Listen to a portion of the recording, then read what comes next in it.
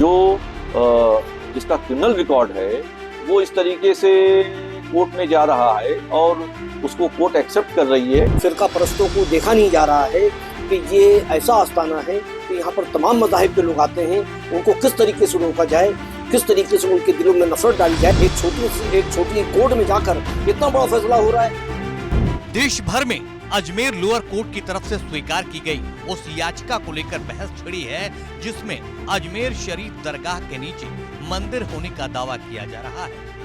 उस याचिका को अजमेर के एक लोअर कोर्ट ने स्वीकार किया है और अगली सुनवाई की तारीख 20 दिसंबर तय की है।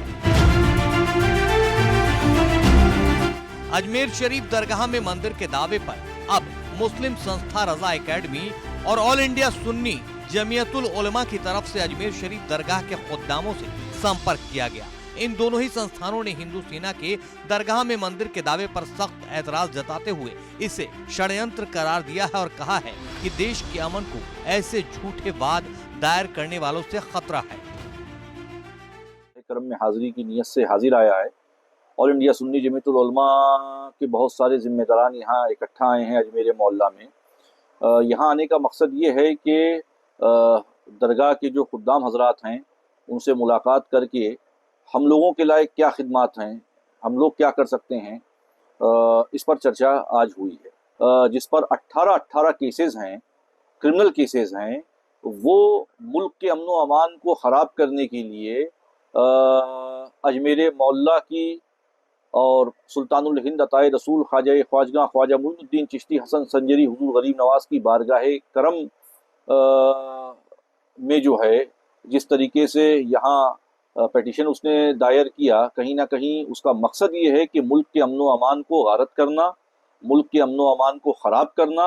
वो शख्स जिस पे 18 केसेस हैं वो इस तरीके का अगर कदम उठाता है तो उससे साफ जाहिर है कि वो मुल्क में जो कौमी एकजहती का माहौल है, हिंदू मुस्लिम भाईचारे का जो माहौल है और हुजूर गरीब नवाज का दरबार जो हिंदू मुस्लिम सिख ईसाई सबके लिए गहवारे अमन है, उस अमन को मुतासिर करने के लिए इस तरीके की एक सोची समझी साजिश है जिसका हिस्सा वो बने हुए।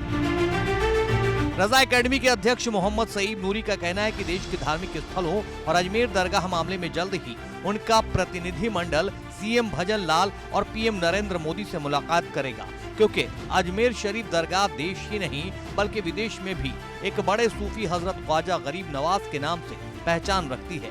ऐसे में देश के प्रधानमंत्री और राजस्थान के सीएम को भी ऐसे लोगों पर एक्शन लेना चाहिए। हिंदू मुस्लिम सिख ईसाई तमाम मज़ाहिब के लोग कसीर तादाद में आते हैं और वो फैज़याब भी होते हैं, इसलिए वो बराबर अपनी हाज़िरी यहाँ पर दर्ज करवाते हैं। अब ये फ़िरका परस्तों को देखा नहीं जा रहा है कि ये ऐसा आस्थाना है कि यहाँ पर तमाम मज़ाहिब के लोग आते हैं, उनको किस तरीके से रोका जाए, किस तरीके से उनके दिलों में नफरत डाली जाए, तो उसका ये बीज बोया जा रहा है और इससे कोई असर नहीं पड़ेगा। जिनको फैज़ मिल रहा है वो बराबर हाज़िरी देते रहेंगे और गरीब नवाज का फैज़ आम से आमतर होता रहेगा।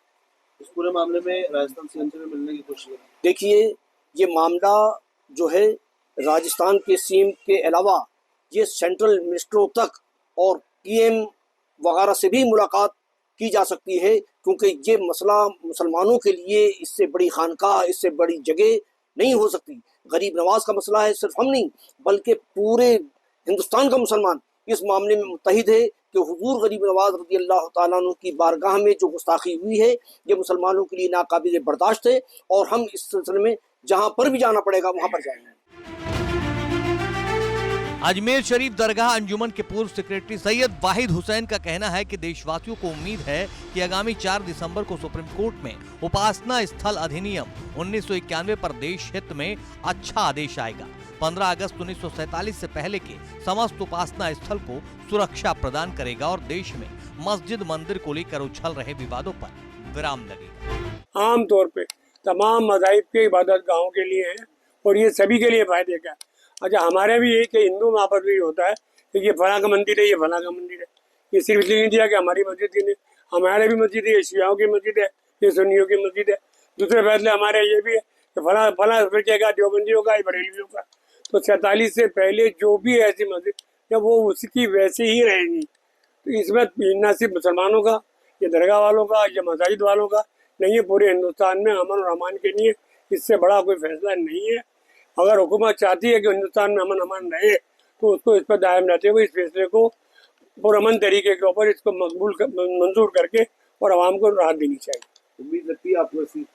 उम्मीद तो खुदा और ख्वाजा साहब से है, उम्मीद तो बाकी काम करना हमारा काम है, बाकी सब वो करेंगे।